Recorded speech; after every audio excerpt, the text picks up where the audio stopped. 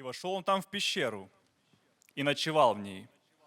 И вот было к нему слово Господне, и сказал ему Господь: что ты здесь, Илия?